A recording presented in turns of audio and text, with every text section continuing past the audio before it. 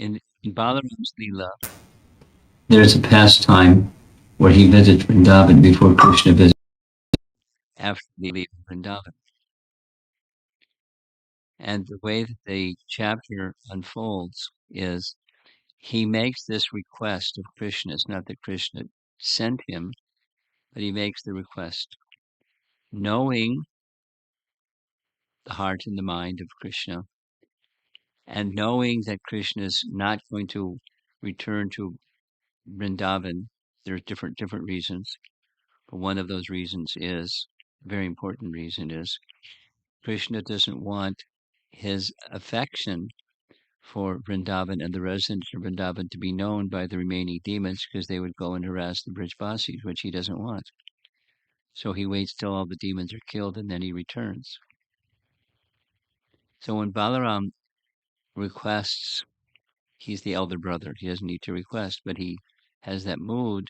Even he's the elder brother. He requests Krishna, and Krishna gives him his blessing, and then specifically gives Balaram the service of delivering messages to each and every cowherd boy, gopi, elders, not parents of the gopas, and so forth.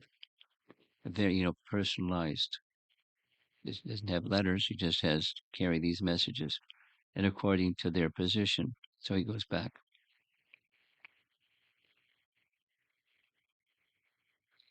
and there's one discussion with Nanda Maharaj. When Nanda Maharaj wants to know why doesn't Krishna come back,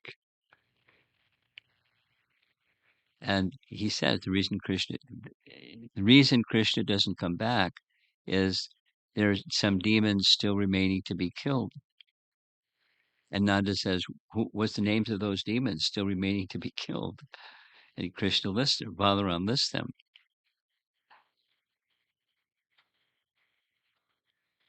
Shishupal and Dantavakra are in the list. And Shishupal and Dantavakra, as we know, that's the third presentation or appearance in this world of Jai and Vijay. And they're still out and about with intense, inimical disposition towards Krishna. And Krishna goes to Vrindavan. The people in Vrindavan are at risk, so he doesn't go. But Balaram goes, carrying the love of Krishna to the residents of Vrindavan with specific messages, etc. So Balaram shares in the same mood as Krishna, and he takes part with Krishna in almost all of Krishna's Brajalila. There's examples where, for example, when Krishna is going to perform rasa dance with the gopis, Balaram knows to make himself scarce because it wouldn't be the same with Balaram standing there. So he makes himself scarce. But he knows Krishna's feelings and he knows Krishna's activities and he knows how to be absent when it's the right time to be absent. But the intimacy aspect of Vrindavan, Balaram knows as much as Krishna knows. And then of the others, they don't have that same. There are degrees according to Rupa Goswami's teachings in um,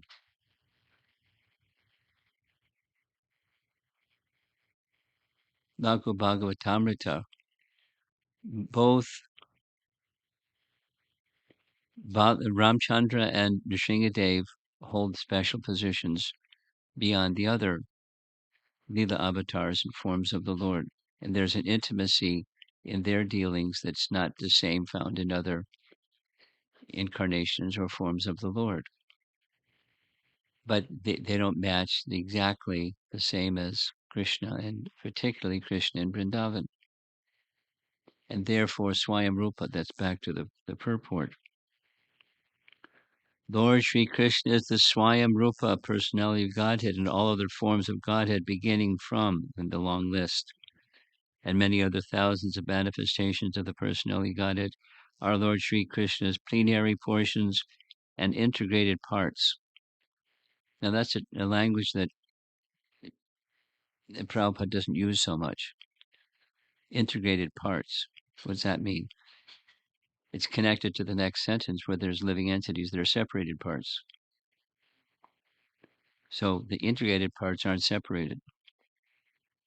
Angsas and Vibhinangsas and Kala and different languages indicating the varieties of his direct expansions. But the living entities are separated parts.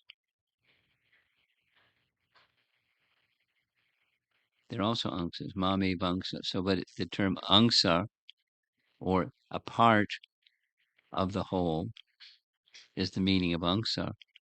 But there's some angsas that are directly Krishna's, the fullness of Krishna, just not exhibiting the fullness of Krishna.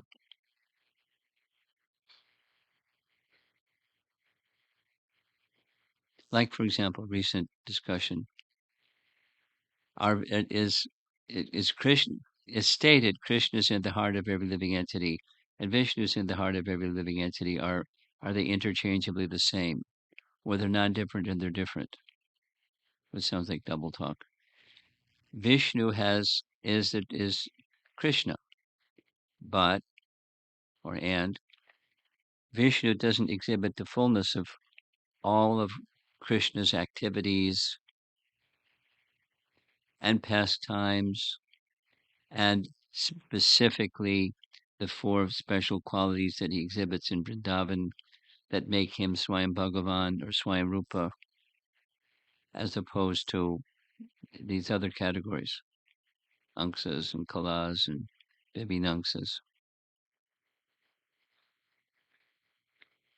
He is the last word in transcendence. Thus, he is more attractive to the higher transcendentalists who participate in the eternal pastimes of the Lord. There are persons who don't agree with that. And, they have their own worship and they have their own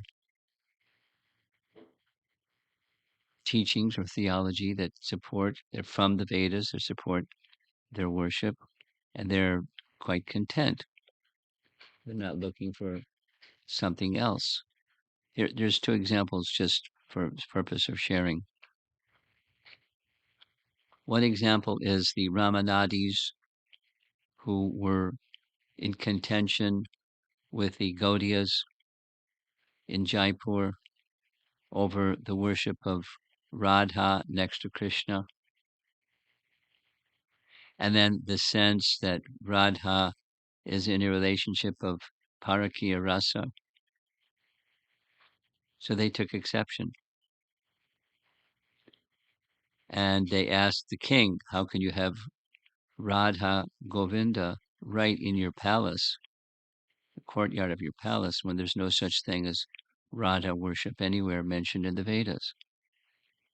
And what to speak of Radha is in this relationship with Krishna of Parakiya, so whoever heard of this thing? And the king couldn't answer. So he called Vishwanath Chakravarti Thakur. And Vishwanath Chakravarti Thakur, it turns out, not just he suggested for Baladev to go instead because he was old and not well, but Vishwanath Chakravarti Thakur had written extensively prior to Baladev going to Jaipur. He knew and wrote extensively the answer to these questions. It's a detail, but it's an important detail. So Baladev wasn't on a creative writing spree, nor was Vishwanath Chakravarti Thakur. Vishwanath Chakravarti Thakur is a strict adherent of the principles of disciplic succession, and what he wrote was embedded within the teachings of Rupa Goswami and the acharyas that succeeded Rupa Goswami. particularly Narottam Das Thakur, who was his Diksha Guru. And so he, Vishwanath Chakrabarti Thakur, he had already, when he was a student, before he received Diksha, he was a Sanskrit student at a Sanskrit school, and he had written already as a student commentary on Bhakti Rasamrita Sindhu and Ujjvala Nilamani, where all of these things are described. So he was an assiduous young man. And then through the association that he received, he wrote further and wrote further and wrote further. So the point is, this worship of Radha along with Krishna, or that's in the deity form, but in the pastime form. What's the basis? Because the argument has been given.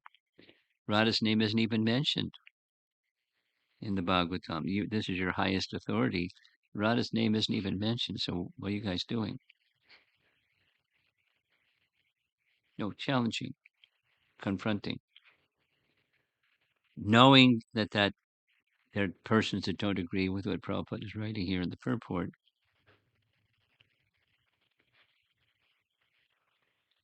There is no facility for intimate personal contact as in the transcendental pastimes of the Lord in Brajabhumi.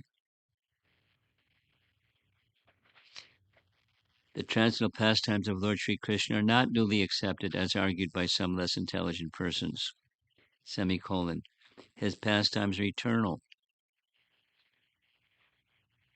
and are manifested in due course once in a day of Brahmaji, etc. So the writings of our Goswamis are in keeping with the teachings of the Vedas. The teachings of the Vedas have this information, not just our acharyas kind of crafted something that fit their fancy, but Vishwanath Chakrabarti Thakur and Baladev Vidyabhusan gave ample evidence to support the scriptural basis of the intimacy of Krishna amongst not just with Radha and the gopis, that of course also, but the basis of the Krishna's pastimes in Vrindavan and why they're so unique. It is mentioned in other parts of the Vedas, or their pastimes. Radharani's name in particular mentioned in other parts of the Vedas, etc., etc., etc. So devotional service, back to the verse. I'll read the verse again. Certainly, therefore, since time immemorial, all transcendentalists have been rendering devotional service to Lord Krishna, the personality of Godhead, with great delight, because such devotional service is enlivening to the self. Prasadanim, enlivens the self. Atma prasadanim, to the maximum, enlivening to the self, meaning the self, the Atma, the soul, and the soul, establishing the connection of the soul with Swayam Rupa or Swayam Bhagavan or Krishna himself is the greatest of all fortunes. And hearing and engaging in other forms of devotional service in relation to that Supreme Personality of Godhead, the original Personality of Godhead, there's nothing that surpasses it. And the statement is, since time immemorial. What does time immemorial mean?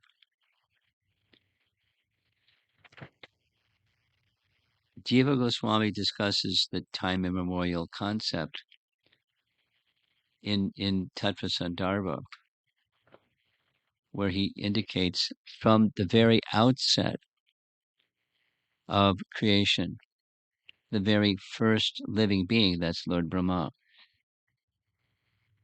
receives this knowledge from the original personality Godhead and manifests it in his life and his teachings unto others, but he has it and he propagates it through disciplic succession, through Narada, etc., etc. So that's time immemorial. Time has to do with matter because there's eternal time and there's time immemorial.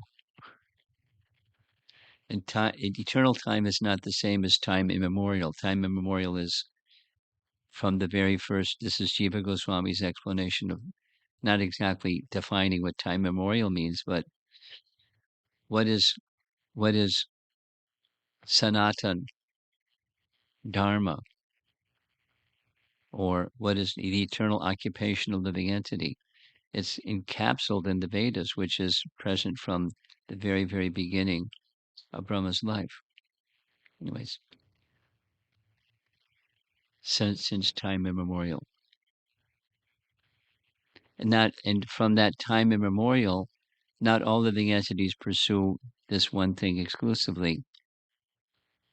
Although one may pursue something else, it's connected to the source of everything, and that ultimate purpose of that intermediary or secondary form of expression of Dharma is the time-bound dharmas are connected to leading one to the Sanatan Dharma. One may not know that, that's okay. It does, because that's what the Vedas do. It brings one Vedaishta Sayar Vairaham Eva Vedyo. And to know about Krishna, that's the original form of Krishna, the Swayamrupa form of Krishna. There are certainly persons that don't agree. No surprise. And if you want to have if for one who wants to have such discussion, are acharyas that hold that position and understand that position, because, as the purport is saying, the transcendental pastimes of Lord Krishna are not only accepted, no.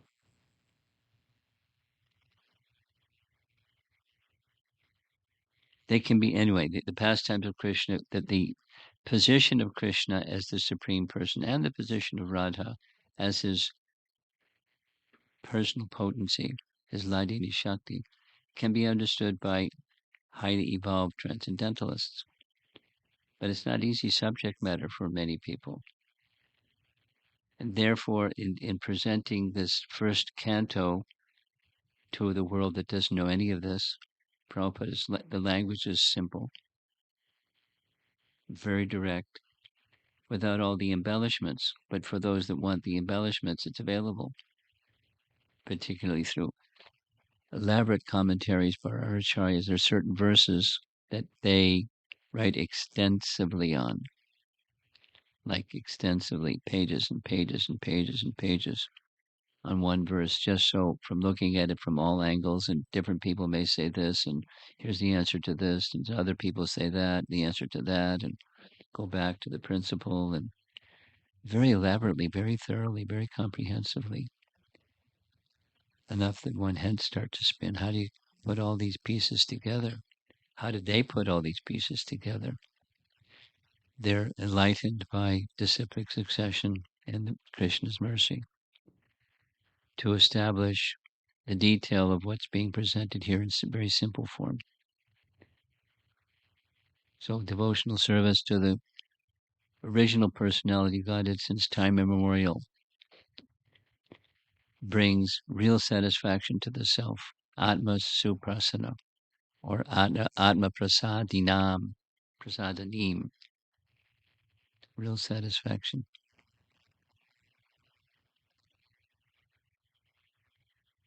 See if there's some discussion.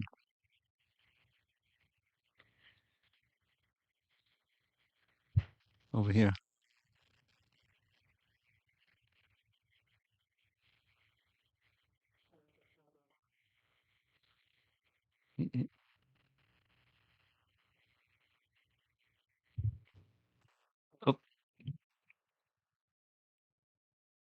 Hare Krishna, Guru Maharaj. One thought, and I think there's another question also.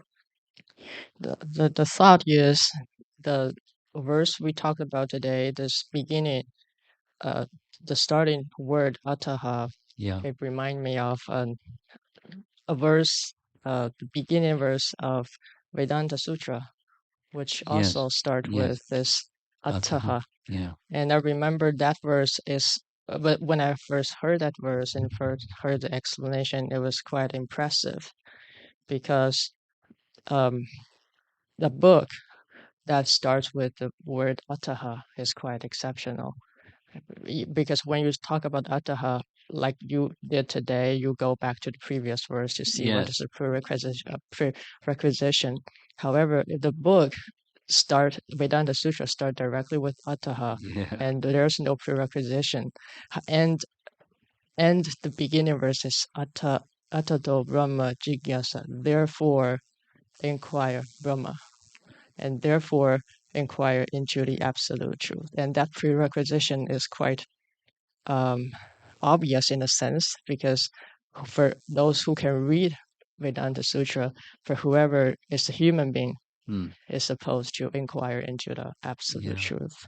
It assumes there's a presumption, with the non-expressed, explicit presumption that persons are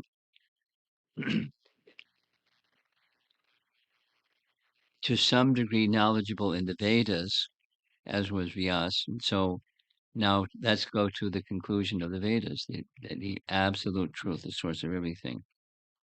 That's the therefore. Sometimes Prabhupada has translated that Atato Brahma Jigyasa is now, having achieved the human form of life. Now is the time to inquire. The purpose of human life is Brahma Jigyasa.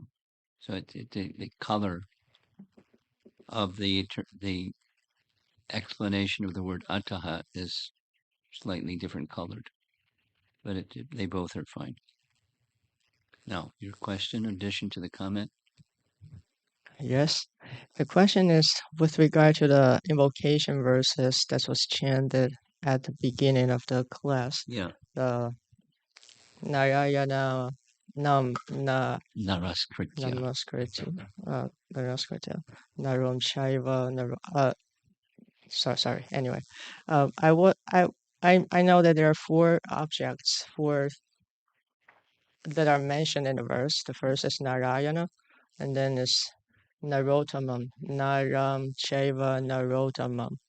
And there's a Devi Saraswati Vyasam, Tato Jayam Udiraye. I have, my question is with regard to the Narottamam, Narayana Rishi. And because the other three, I could see at least some reason from my side why they are specifically important to mention. Narayana is the object, is the supreme, and Saraswati is the goddess of learning, and then Vyasa is the author. What I'm not so clear is about Narayana Rishi. Like the reason for having this specific incarnation of the Lord talk about in this verse, because there are many incarnations.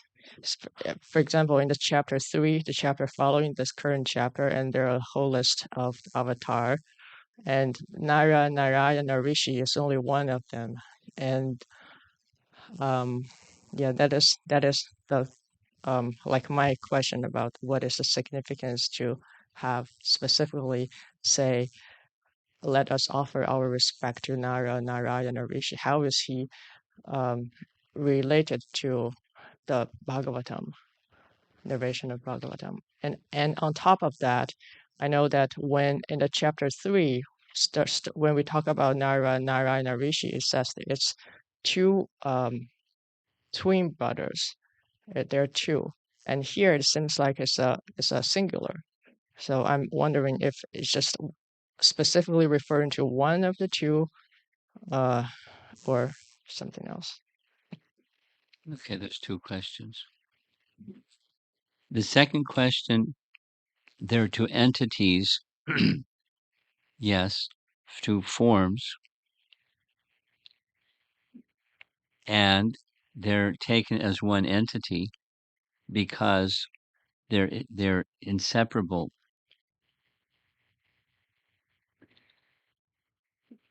The Nara part of Narayana doesn't exist separate from Narayana, and the Narayana portion doesn't exist in that Narayan Rishi is separate from Nara. So there is one entity in this in that sense, much like, as I'm sure you've heard or read, Arjuna and Krishna are like Narayan Rishi, or Narayan Rishi are like Arjuna and Krishna. They're inseparable. Wherever Krishna appears, Arjuna appears, because they're inseparable. They're different entities. We don't think of Arjuna Krishna in the same way as Narayan, but they're quite similar. And that ties into the first question: why, what's so special about this amongst so many incarnations or avatar forms of the Lord, expansions of the Lord? And I remember reading something, but I don't remember what it said. What's the speciality of Narayan? Why amongst these four, as he mentioned, he in the singular sense, or they mentioned in the plural sense?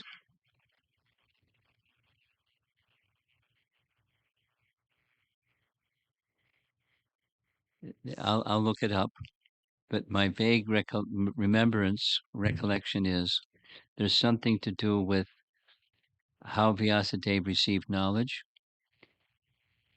and there's something to do with the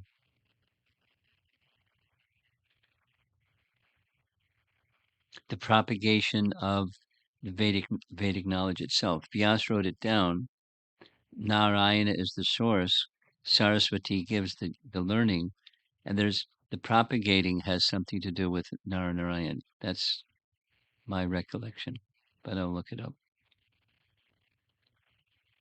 Okay. Just to add one more, because I noticed like when in the chapter in the Canto 5, when we talk about the different varshas on Jambudvipa, and it's mentioned in Bharata Varsha, Narada Muni offered prayers to Narayana Rishi, and that's a Yeah, it guess. has something to do with how the author Vyas received knowledge. He received knowledge from Narada. Narada received knowledge from Brahmaji, but somewhere in there's also knowledge coming from Narayan Rishi, but exactly how it fits, I don't recall. Hare Krishna Maharaj. One question is connected with this question. Similar to her question? Connected. Yeah, you mentioned it's maybe regarding the propagation. So Krishna mentions to Uddhava to go to Badri Narayana and whatever he listened, preach there. Yes. So like you mentioned the propagation yes. It is connected, right? Yes. Another question I have regarding say Radharani mentioning the name in Vedas.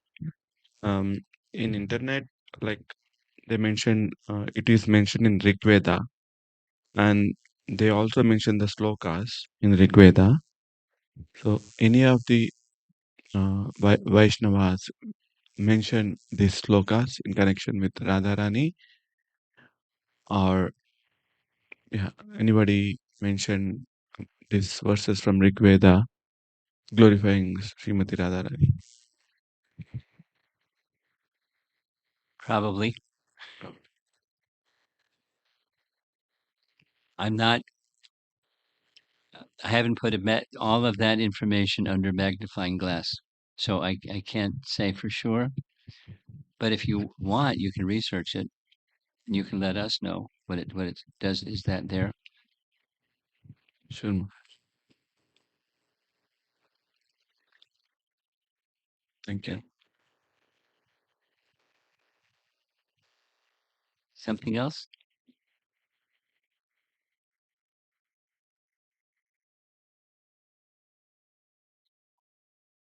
No.